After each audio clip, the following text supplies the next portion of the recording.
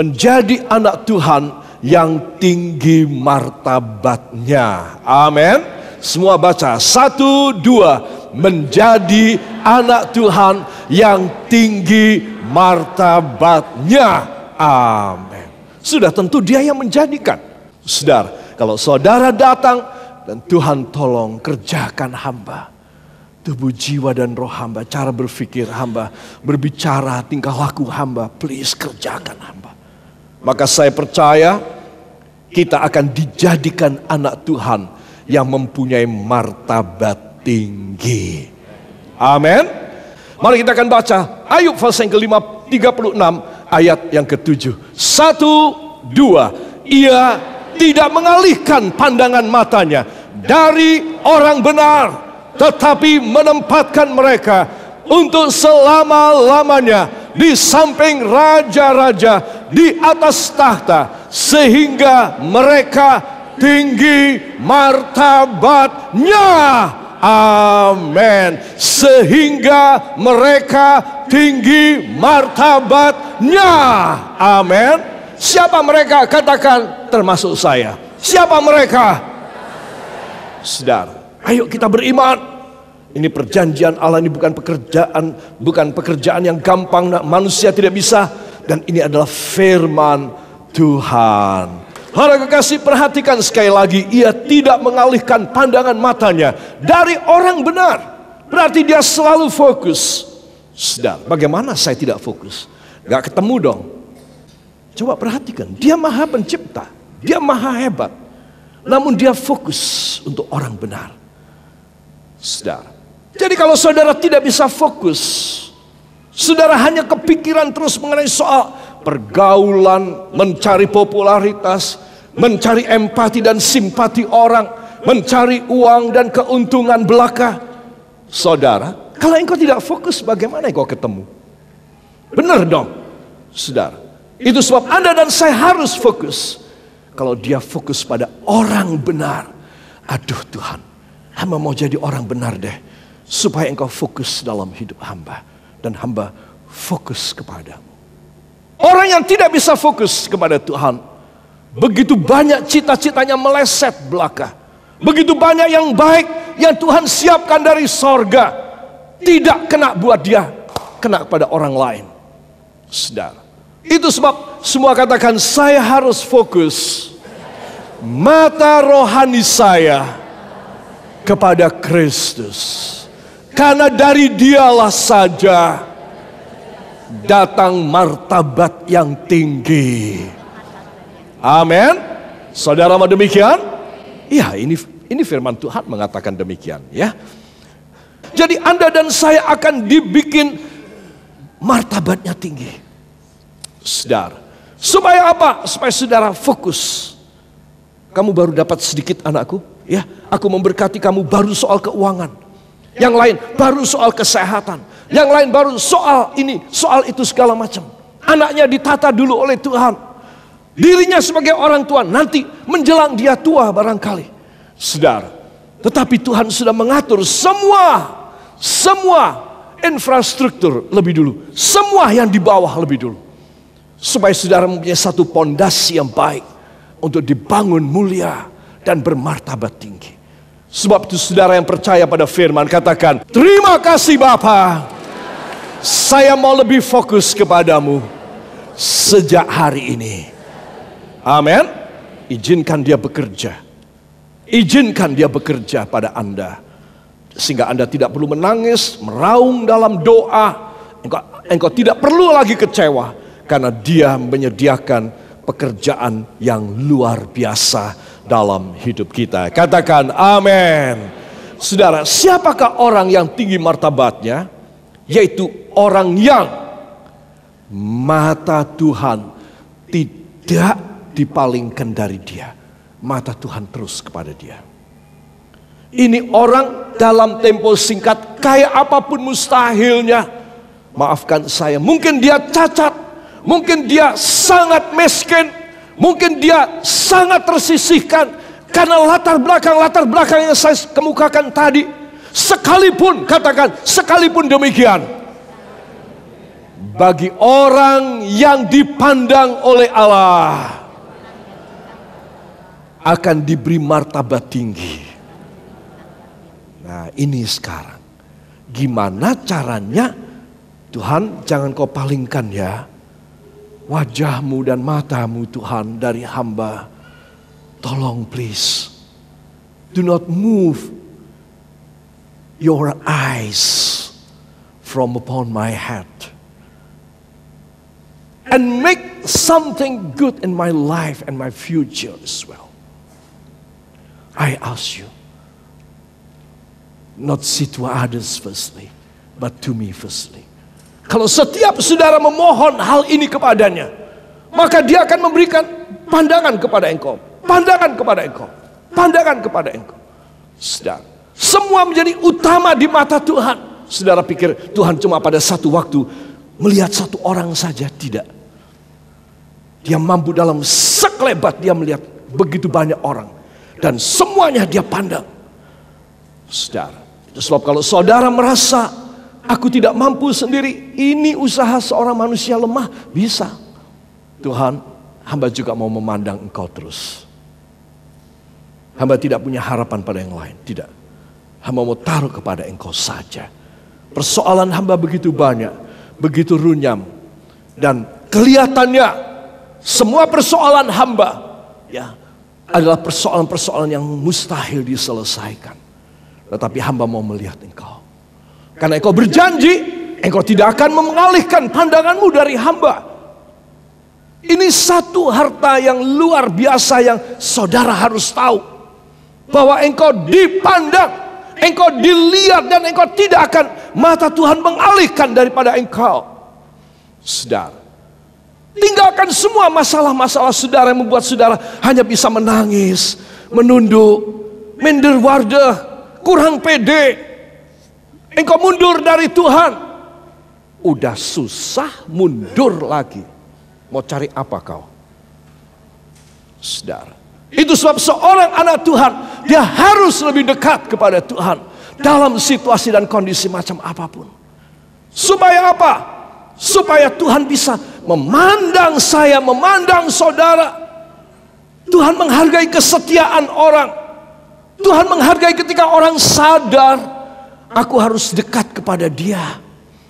Aku mau taruh semua beban dan masalahku kepada dia. Itu sebab Anda dan saya harus tahu bagaimana Tuhan tidak jawab saya. Karena saya tidak fokus kepada dia. Saudara, coba saudara fokus kepada dia. Just leave all your problems, your obstacles, your impossible, and just come whatever you are and ask him to change your mind, your heart, and ask him his words to be working in your life. Untuk berubah hidup saudara. Gampang. It's so easy. And no one obstacle for him to do the best for you. Itu sebab Anda dan saya harus tahu, mata Tuhan tidak dipalingkan dari aku itu apa maksudnya. Aduh, aku menyia-nyiakan banget ya.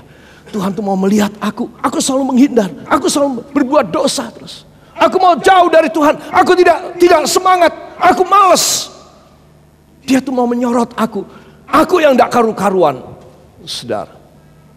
Saudara tahu betapa banyak kita mengalami kerugian karena kita tidak fokus kepadanya. Hidup cuma sekali, tidak fokus sama Tuhan, mau cari apa? Saya nggak tahu. Itu sebab Anda dan saya harus tahu, kalau keuangan saudara mau diberkati, kesembuhan penyakit saudara yang kau harap, anak-anakmu mempunyai masa depan yang luar biasa, hari tuamu juga luar biasa, engkau mempunyai caranya. You just believe and surrender your life, and that's all. He will do everything for you, the best for you. Para kekasih, mari kita akan melihat hal yang kedua, yang hidup benar di hadapan Tuhan. Oh, sudah tentu ini sulit. Nanti kita akan coba tengok ya. Sehingga oleh Allah kita disetarakan dengan para raja di atas tahta dan diberi martabat yang tinggi. Amin. Jangan kecil hati. Begitu banyak orang saya melihat, begitu banyak orang setelah mengalami kehancuran keuangan ekonomi, masa depannya dengan menangis datang kepada Tuhan. Tuhan pulihkan, balik lagi. Saudara, tidak lagi fokus kepada Tuhan. Berkali-kali demikian. Saudara, kenapa engkau tidak membuat satu keputusan? Ada seorang ibu yang saya sangat terenyuh. Di luar pulau jauh dari sini. Kemarin dia menuliskan pada SMS persoalannya. Kemudian dia telepon saya ajak doa. Ibu ini keguguran 6 kali. Saking kepinginnya punya anak. Saudara, saben kali mulai hamil, gugur. Saya berkata, yang ke-7 ini, engkau akan mendapatkan dari Tuhan. Saudara, coba saudara tahu betapa menderitanya ibu ini. Bagaimana mereka berdua mendambakan seorang anak sudah hampir jadi. Meninggal, harus dikeluarkan. Itu 6 kali. Saya yakin jarang seorang wanita mengalami begitu banyak keguguran. Dan masih tetap kepingin mencoba. Saudara, tapi saya katakan, mari kita berdoa. Ini kehamilan ibu yang ke-7 adalah anak pertamamu. Saudara harus mempunyai perkataan-perkataan iman. Saudara harus punya satu keyakinan yang kuat. Pandang kepadanya. Tiada yang mustahil. Kalau engkau kurang fokus, engkau penuh khawatir, gelisah, tidak ada damai, engkau akan mudah ini telinga ditarik untuk mendengar nasihat tidak benar, nasihat perdukunan, nasihat kuasa kegelapan. Saudara, namun saya beritahu kepada saudara, semua perjanjian firman akan digenapkan bagi orang yang fokus kepada Kristus. Amin. Katakan fokus kepada Kristus. Membuat martabat saya tinggi. Amin. Beri tepuk tangan yang baik bagi dia. Haleluya. Para kekasih, segera kita akan masuk pada bagian yang pertama. Berhubung waktu. Semua katakan, saya harus menjadi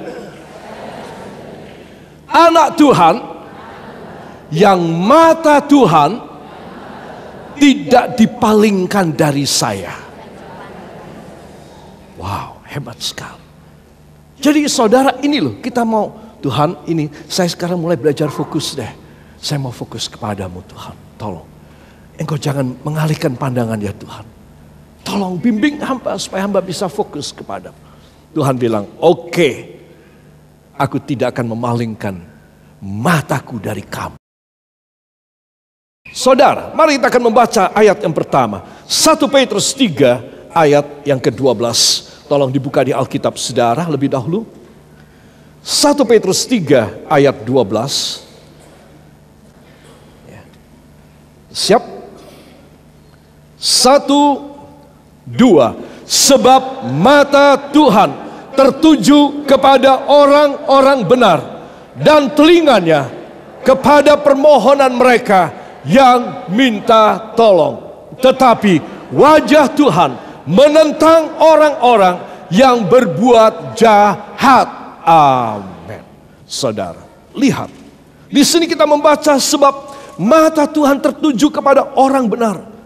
Artinya dia tidak memalingkan wajahnya, dia tidak memalingkan matanya dari orang yang hidup benar. Dan telinganya dia tidak alihkan kepada orang-orang yang berseru kepadanya. Apa yang kita baca tadi memberitahu kepada kita bahwa sesungguhnya bagi Tuhan orang benar itu istimewa. Katakan, mata saya akan tertuju kepadanya seumur hidup saya. Maka ibu dalam rumah tangga seperti apapun ibu menangis, ibu kecewa, ibu berat. Kalau ibu mulai belajar memandang kepadanya, artinya ibu membuat satu pendekatan intimasi dengan Tuhan. Maka apa yang ibu akan alami? Tuhan bekerja pada semua perasaan ibu. Ibu menjadi seorang yang sakti. tidak mudah being hurt, tidak mudah tersakiti. Ibu seorang yang tough dan kekar dan kokoh, dan ibu bisa mendapat lebih banyak dari Tuhan. Perhatikan baik-baik. Seringkali karena mata kita tidak tertuju kepadanya, saudara, maka kita tidak bisa mendapat. Jadi ini rahasia, kita katakan ini rahasia saya. Saya mau menjadi orang benar. Amin. Apakah orang benar? Apakah seorang yang tidak pernah berbuat salah dan dosa? Itu tidak mungkin. Ya, Tuhan sendiri mengatakan tidak ada satu orang pun yang tidak jatuh dalam dosa. Semuanya sudah hilang kemuliaan Allah. Itu sebab saudara tidak boleh pakai ini sebagai alasan. Tuhan, kan semua orang berbuat dosa. Itu sebab saya juga mau berbuat dosa. Itu tidak benar. Ya, tapi kita harus keluar dari dosa kita menjadi orang benar. Katakan, saya harus keluar dari dosa saya dan menjadi orang benar. Amin. Coba kurangi keduniawian, tinggalkan dosa. Seberapa engkau kuat, tinggalkan dosa, tinggalkan keduniawian.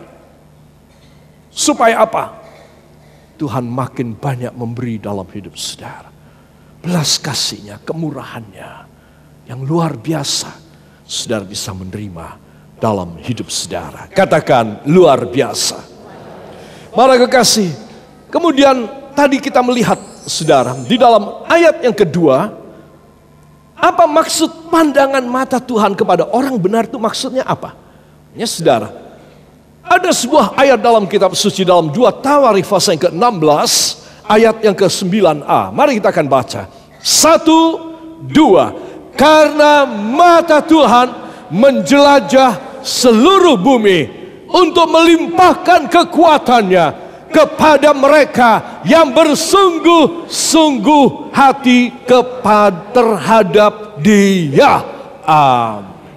Karena mata Tuhan, saudara, menjelajah seluruh bumi. Menurut saudara ngapain? Bila saudara melihat mercusuar, ya, lighthouse di tepi pantai atau barangkali di tengah-tengah di pulau-pulau atol, karang atol, itu ada satu mercusuar, ya, saudara. Lampunya selalu keliling. Ya. Itu jam berapa di kawasan sana mulai gelap, dia selalu keliling. Ya, sekarang mulai pakai LED, ya, LED. Ya, jadi terang sekali. Saudara, supaya apa? Supaya kapal-kapal, perahu-perahu tahu di sini ini bahaya ini. Jangan kau tabrak aja, bisa hancur. Saudara, itu sebab itu selalu berkeliling, dia punya sinar 360 derajat. Saudara, mata Tuhan menjelajah seluruh muka bumi untuk melihat siapa orang yang berkenan kepadanya. Oh, dia masih cari, ya saudara, orang-orang benar baru. Siapa? Ya, newcomers in the truthness of His word. Siapa yang mau menjadi pendatang-pendatang baru dalam kebenaran firman? Dia mencari di seluruh muka bumi. Supaya apa? Kepada orang-orang newcomers ini, orang-orang baru yang mau masuk dalam kebenarannya, Dia mencurahkan kekuatannya, melimpahkan kekuatannya. Katakan, Dia melimpahkan kekuatannya. Bila saya hidup dalam kebenaran. Luar biasa loh saudara. Modal kita apa sih? Cuma bersungguh hati kepadanya. Katakan, modal saya cuma bersungguh hati saja. Maka Dia akan segera melimpahkan kekuatannya, berkatnya, kesembuhannya, kebahagiaannya, pembukaan jalannya, pengampunannya dalam hidup saya. Amin. Saudara hanya bersungguh hati. Itu sebab Anda dan saya katakan, saya harus fokus kepada Tuhan Yesus. Saya harus hidup dekat dengan Dia. Sangat menyenangkan. Agar hidup saya bisa enjoy saja. Amin. Ya. Beri tepuk tangan yang baik bagi dia. Para kekasih, perhatikan, agar bisa enjoy aja, urutannya harus benar. Jadi sistematikanya, urutannya, nomor 1 itu harus apa, nomor 2 apa, itu harus benar. Ya, perhatikan. Semua katakan, saya harus jadi orang benar. Ini adalah nomor 1. Ya, jadi tidak ada lagi yang nomor 1 ya, saudara. Nah, orang benar membuat mata Allah akan mensuplai kebutuhan dan menyalurkan kekuatannya yang limpah. 2 Tawarikh pasal 16 ayat 9a tadi. Ya, saudara. Orang benar Tuhan mensuplai. 1 Petrus 3 ayat yang ke-12 tadi. Tuhan mensuplai kebutuhan dia. Dan orang benar menerima sorot mata Tuhan yang melimpahkan kekuatan kepadanya. Amin. 2 Tawarikh 16 ayat yang ke-9a tadi. Jadi saudara harus pegang perjanjian Allah. Oh Tuhan, hamba bisa menarik hatimu untuk engkau melihat kepada hamba. Kalau hamba hidup benar, maka semua kebutuhan hamba akan kau jamin. Amin, saudara. Begitu banyak orang susah, saudara. Boleh dibilang 90% dari rakyat kita itu hidup susah. 90% itu tidak main-main. Itu sebab saya dan Anda kita harus mempunyai satu cara ilahi. Katakan cara ilahi. Untuk mengentengkan hidup saya. Amin. Itu sebab hiduplah benar. Cari uang yang benar. Tidak usah memalsu, manipulasi. Tidak usah korupsi. Saudara, hidup benar. Dalam rumah tangga, di dalam bisnis pekerjaan, di dalam karir saudara, tanggung jawab saudara, lurus saja. Saudara, kalau saudara hidup dalam kebenaran, maka mata Tuhan. Katakan, maka mata Tuhan akan menyalurkan kebutuhan saya. Maka mata Tuhan akan melimpahkan kekuatan kepada saya. Dalam nama Yesus terjadi pada saya. Yang percaya beri tepuk tangan yang baik bagi dia. Ya, jadi itu urutan pertama, harus orang benar. Saudara, engkau harus sadar Tuhan mau memberi yang istimewa dengan cara ilahi. Amin. Saudara harus tahu, saudara harus sadar. Cara ilahi bagaimana? Mata Tuhan. Katakan mata Tuhan dan telinga Tuhan. Amin. Jadi saudara dan saya harus sadar. Kalau saudara bisa memilikinya, maka hal yang kedua ini adalah mudah sekali. Apakah dia? Siapakah orang yang akan ditinggikan martabatnya? Adalah orang yang hidup benar. Sebentar kita akan membuka dalam Nehemia pasal yang kelima dari Alkitab. Saudara tolong dibuka sebagai bagian penutup. Nehemia pasal yang kelima ayat yang ke-14 dan ayat yang ke-15. Pula sejak aku diangkat sebagai bupati di tanah Yehuda, yakni dari tahun ke-20 sampai tahun ke-32 pemerintahan Artasasta. Jadi 12 tahun lamanya aku dan saudara-saudaraku tidak pernah mengambil pembagian yang menjadi hak bupati. Ya. Ayat 15 kalimat terakhir. Tetapi aku tidak berbuat demikian karena takut akan Allah. Amin. Saudara, Nehemia satu profil, satu contoh yang baik. Bahwa dia, walaupun dia diangkat menjadi bupati 12 tahun, dia dipercaya menjadi bupati. Dia selama itu tidak pernah mengambil uang gaji, fasilitas, bonus, tunjangan kemahalan dari pemerintah. Dia tidak. Saudara, malah dia mengorbankan untuk rakyat. Coba, mungkin saudara berkata, wah ya cuma satu ini pastor di dalam dunia. Tidak. Cukup banyak orang yang mau berbuat demikian. Kenapa? Karena ini orang-orang yang hidup benar dan takut kepada Tuhan. Sehingga Tuhan memberkati apapun yang ada dalam tangannya, diberkati luar biasa. Saudara, dan bahkan di dalam pasal yang kelima ayat 17 sampai dengan ayat yang ke-19, dia menceritakan berapa banyak di dalam satu hari dia harus memberi makan dia punya karyawan yang semuanya menjadi abdi rakyat.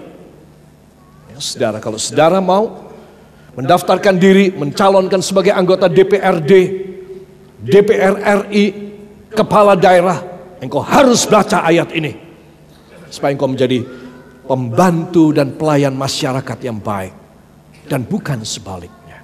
Saudara, apa yang terjadi di dalam pasal ini? Saudara, disebutkan bahwa Tuhan memberkati dia dengan cara yang ajaib. Saudara, katakan, saya akan diberkati dengan cara yang ajaib. Bila saja saya hidup benar. Kalau saudara membaca, saudara, semua yang ada menjadi kebutuhan dia, yang menjadi kos biaya dari hidupnya dan pemerintahannya, di daerahnya itu Tuhan memberi luar biasa kepada dia.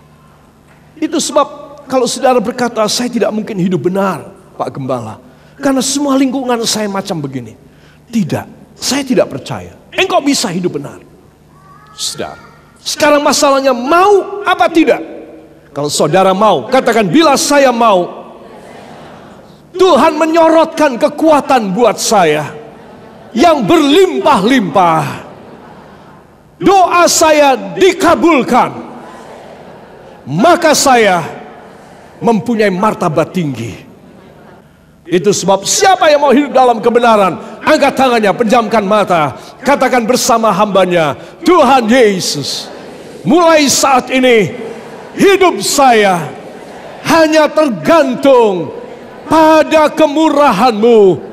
Dalam nama Yesus, biarlah mata Tuhan dan telinga Tuhan fokus kepada hamba, memberi kemuliaan, martabat tinggi, membelain dalam hidup hamba, seumur hidup hamba, anak keturunan hamba, dalam nama Yesus terjadi pada hamba. Ucapkan terima kasih semuanya. Terima kasih Bapa, terima kasih Yesus, terima kasih Roh Kudus.